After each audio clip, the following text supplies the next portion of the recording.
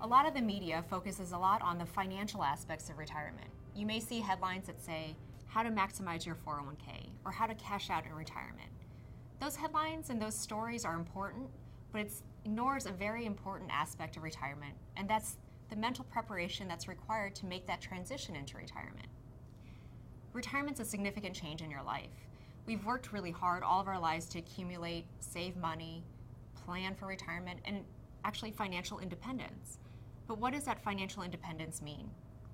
Mitch Anthony, the author of The New Retire Mentality, often says and emphasizes that you should plan to retire to something, not just from something. So what is it that you're going to retire to? My parents always told me that when they retire at 65, they were going to travel the world, hang out with their friends, and take care of grandkids. That was their retirement plan. So when 65 rolled around, they did exactly that. They retired, traveled the world, hung out with friends, and they had to wait for grandkids. But the truth of the matter is, you can only travel the world so much. Their friends had their own lives, and they had to wait around for grandkids. They weren't there right away. So they were left with a lot of free time, and time where they didn't know how to fill it.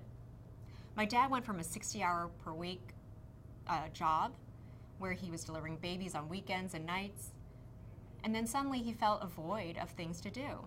So suddenly a medical degree he felt qualified him to lay bricks in the patio or put new flooring in the garage and fix all the toilets.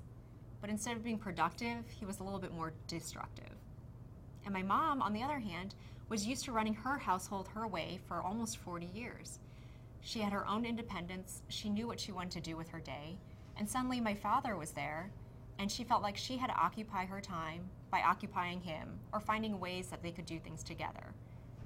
Neither one of them were really happy. They both felt like they were missing something, and it led to a lot of stress and a lot of family stress and emotions. So finally my mom made a decision and said to my dad that he had to be productive, but it had to be outside the home. And he found that. He found a part-time job where he works just 2 days a week at a small community hospital, and he's happy. He gets to do surgery again. He gets to help patients. But at the same time, he has the flexibility to travel the world when he wants to. He can still see his friends for lunch and dinner. And now he's got 3 grandkids, and he can play with them whenever he wants. And my mom has her life back. She's running her house the way she wants to. And she's independent, and she can take care of the things that she needs to do and still get to spend time with my father. So now retirement's great for them. They enjoy it very much. But it took almost a year or over a year for them to get to that point. And in the meantime, there was a lot of that angst and emotional stress. So how can you avoid what my parents had to go through and just get to their happy place? Well, most of it is proper planning. And it's not just financial planning that needs to take place. Studies show that the most impact in retirement for happiness and satisfaction comes from things like quality of relationships, the amount of stress that you're going to face, your health, if there's a loss of identity, if you're bored. All of those impact retirement much more than wealth does. And that was the case for my parents. My parents had saved enough and money was not an issue in retirement. But proper planning and that mental preparation for retirement had a great impact on how their retirement played out. So then what do you do next? You've got to ask yourself a couple questions. As you retire, do you want to add more responsibilities to your life? Or do you want to decrease things? Or do you want to go in a completely different direction? That's what my mother-in-law did.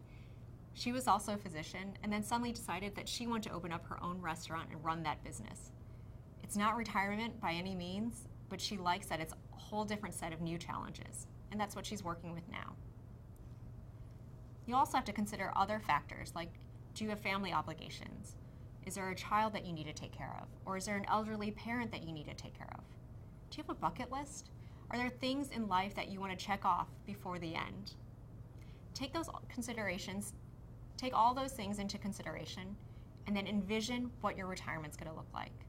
And not just generalities like my parents did, where they just travel and hang out, but figure out what the details are, your day-to-day details, week to week, year to year, and if how you plan your day and how you plan your week, if those things will change over time. Share that vision with your spouse, get buy-in from your spouse. Share that vision with your family if you value their opinion. And then set a timeline to make all those different transitions all throughout retirement. Set yourself up for a really great retirement and retire to one of the best phases in your life.